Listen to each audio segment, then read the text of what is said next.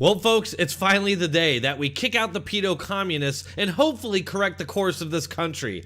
Despite problems being reported in places like Arizona, I implore you all to get out, stay in line, and make sure you vote. If things go well for Republicans, I'm really looking forward to election denial and conspiracy theories to be cool again, because it's just different when they do it. But the corrupt press will always cover for it and spin it as different. We're already seeing that from both Democrats and the media floating their narratives for after a Democrat defeat, where they will call the election illegitimate. They'll say democracy is over, which is really no different than denying election results.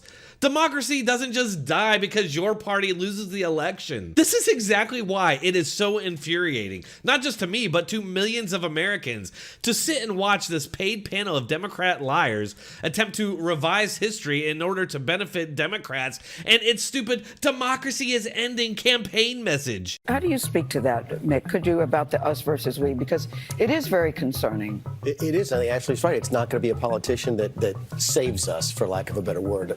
One politician didn't get us into this problem. One politician is not going to get us out. People ask me, how do you fix Washington? I'm like, Washington doesn't really lead. Washington reflects the nation. The reason Washington is so divided is that the country is. How do you fix that? It's a harder question, but don't look to Washington to fix this. Look to us to fix it. But when it comes to the election deniers, though, that primarily is the Republican Party, and that, I think, has led to many problems.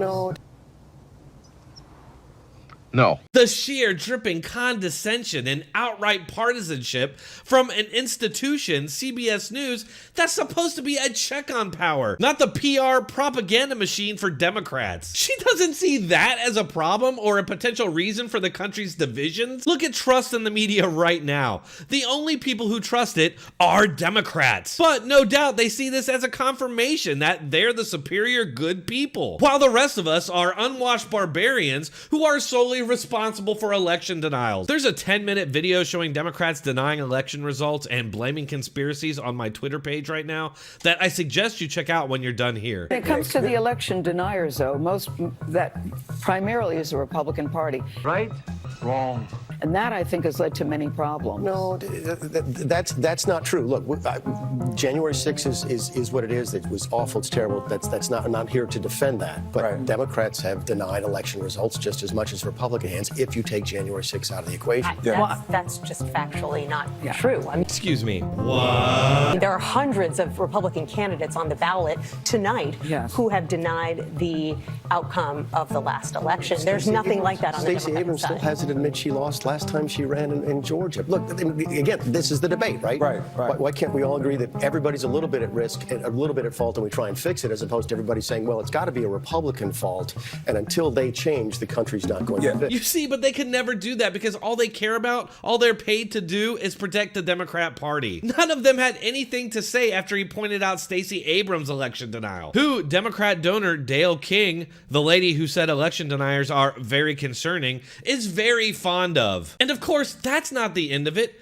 I wish that Republicans or anyone who's going to go on the media and tackle this subject would be prepared to talk about all of it. I've done many videos on this topic, so I'm just going to go through it real quickly. Democrats denied the 2000 election results. The Black Caucus and some other Democrats tried to overturn it by decertifying Florida, which failed. They called Bush illegitimate, and hundreds of Democrats rioted at Bush's inauguration. This was the first time in my lifetime that we saw both election denial and violence, and it was started by Democrats. Next, they did deny the 2004 election and tried to overturn it, but admittedly in smaller numbers. Then, in 2016, they were ready with a grand conspiracy to deny the election results, which incorporated FBI agents lying to FISA courts for spying and disseminating actual Russian disinformation, all in an attempt to undo the election results. There was also a large riot at Trump's inauguration that resulted in injured Secret Service agents, but somehow they didn't spread to the Capitol. Live pictures here from Washington.